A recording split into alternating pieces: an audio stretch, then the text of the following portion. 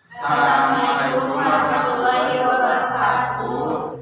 Kami dari kelompok 1 akan membahas tentang peristiwa sekitar Proklamasi Indonesia. Perkenalkan, nama saya Muhammad Saiful Rahman. Perkenalkan, nama saya Muhammad Ibrahim. Perkenalkan, nama saya Siti Sari. Perkenalkan, nama saya Sylvia Mutiara Rahma. Kami dari kelas 11 IPS 2. Teman-teman, kalian pasti udah tahu kan tentang Proklamasi Kemerdekaan. Proklamasi Kemerdekaan terjadi pada tanggal 17 Agustus 1945. Tapi kalian tahu gak ada cerita di balik terjadinya Proklamasi Kemerdekaan? Apa tuh? Ceritain dong sama kita. Awal ceritanya dimulai ketika Perang Pasifik semakin memanas antara tentara sekutu dari Amerika Serikat dan tentara Jepang. Nah, dari situ pada saat itu Indonesia sedang dijajah oleh Jepang.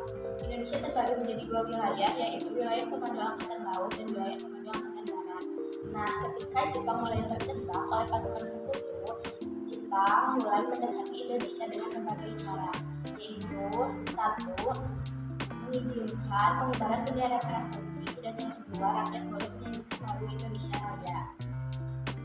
Pasti Jepang melakukan itu biar mendapat dukungan dari Indonesia untuk melawan sekutu. Betul, Bi, apalagi pada saat itu pasukan sekutu sedang menguasai Pulau Halmahera dan Malaka yang ada di Maluku. Jepang melihat kesempatan untuk mendekati Indonesia. Oh, soalnya sama-sama merasa dijajah ya. Siapa tahu Indonesia mau bergabung dengan Jepang untuk melawan sekutu.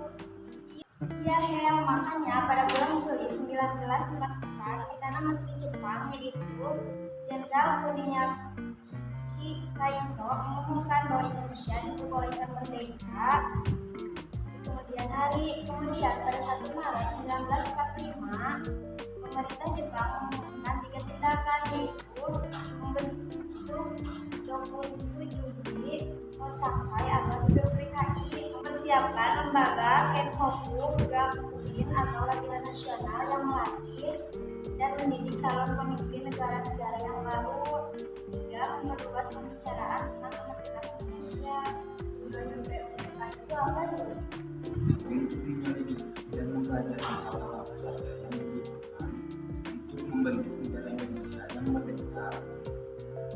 Pada saat dibentuk BPUPKI memiliki 63 anggota, diketuai oleh Dr. Rajima Weddio Diningrat dan wakilnya ialah Raden Panji Sukoso.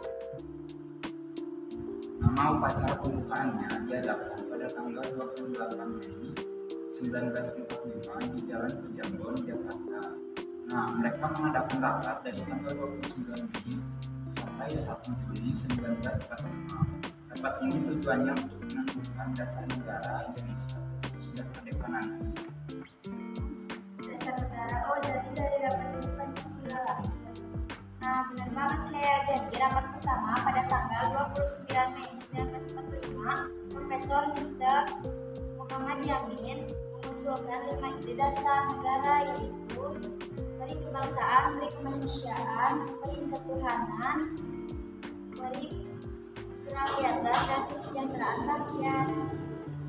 Lalu di rapat selanjutnya pada tanggal 31 Mei 1945 Dr. Supomo yang mengusulkan dasar negara, yaitu persatuan kekeluargaan, mufakat dan demokrasi, musyawarah dan keadilan sosial.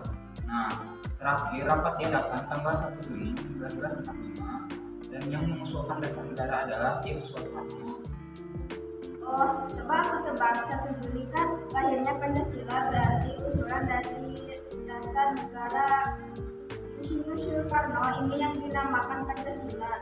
Ada 5, yaitu kebangsaan Indonesia, internasional atau peri kemanusiaan, mufakat atau demokrasi, kesejahteraan sosial, dan ketuhanan yang Maha Esa. Betul banget, Tel. Nah, di hari yang sama, BPUPKI membentuk panitia baru bernama Panitia 9 Anggota. Adalah Insinyur Soekarno sebagai ketua, Raden Muhammad Hatta sebagai wakil ketua, Mr. Ahmad Subarjo, Abdul Kahar Muzakir, dan yang lain-lain. Panitia 9 mengadakan rapat pada 22 Juli 1945.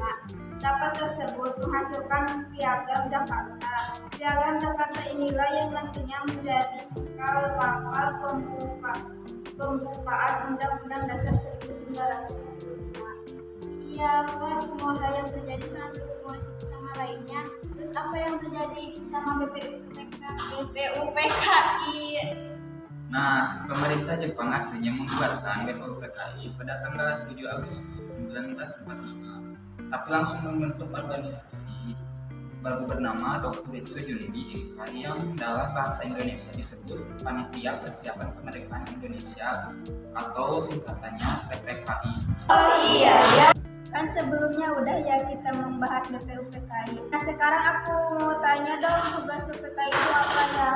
Tugas PPKI adalah menyelesaikan dan mengesahkan rancangan Undang-Undang Dasar yang telah disiapkan BPUPKI. Selain itu, PPKI juga memusyawarakan serta memutuskan cara pelaksanaan pernyataan kemerdekaan Indonesia pada saatnya nanti.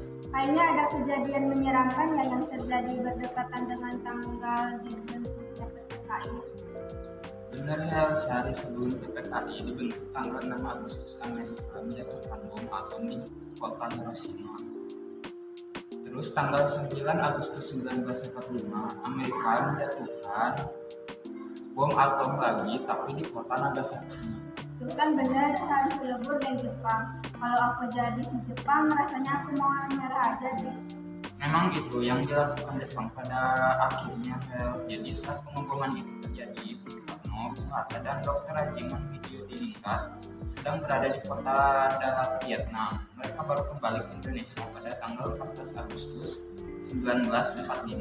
Nah, keadaan Jepang kan sudah sangat terdesak. Pimpinan pasukan Jepang akhirnya memerintahkan untuk mengakui kekalahan. Kabar ini terdengar oleh tokoh pejuang Indonesia yaitu Sultan Syahrir. Ia segera memberitahu Bung Karno dan mengusulkan agar Bung Karno segera memproklamasikan kemerdekaan Indonesia. Itu kan baru tanggal 14 Agustus, sedangkan proklamasi kemerdekaan tanggal 17 Agustus. Nah, dengan berbagai pertimbangan, Insinyur Soekarno menolak usul tersebut. Pada tanggal 15 Agustus 1945, para pemuda mengadakan rapat kemudian mengusulkan kembali ke Bung Karno. Tapi beliau tetap menolak. Akhirnya pada tanggal 16 Agustus 1945, Bung Karno dan Bung Hatta diasingkan ke Rengasdengklok. Mereka dibawa oleh para pemuda. Kenapa gitu ya? Iya, biar Bung Karno dan Bung Hatta tidak terpengaruh pihak Jepang soal proklamasi kemerdekaan. Tapi pengungsian itu gak lama berjalan. Pada hari yang sama, jam 9 malam, akhirnya terjadi kesepakatan antara pemuda dengan golongan tua. Mereka akhirnya memulangkan Bung Karno dan Bung Hatta dan tiba di Jakarta pada jam 11 malam. PPKI langsung mengadakan rapat yang dipimpin oleh Bung Karno di rumah Laksamana Tadashi Moeda. Rapat tersebut untuk merumuskan teks proklamasi kemerdekaan Indonesia. Akhirnya yang ditunggu pun tiba. Pukul 10 pagi tanggal 17 Agustus 1945, bertempat di Jalan Pegangsaan Timur nomor 56 Jakarta, Bung Karno didampingi oleh Bung Hatta dan tokoh lain atas nama bangsa Indonesia memproklamasikan kemerdekaan Indonesia. Oh, dan dengan proklamasi itu, bangsa Indonesia secara resmi menjadi bangsa yang merdeka dan terbebas dari belenggu penjajah. Iya, begitulah sejarah proklamasi kita. Inilah peristiwa-peristiwa sekitar proklamasi kemerdekaan Indonesia. Sekian dari kami. Wassalamualaikum warahmatullahi wabarakatuh.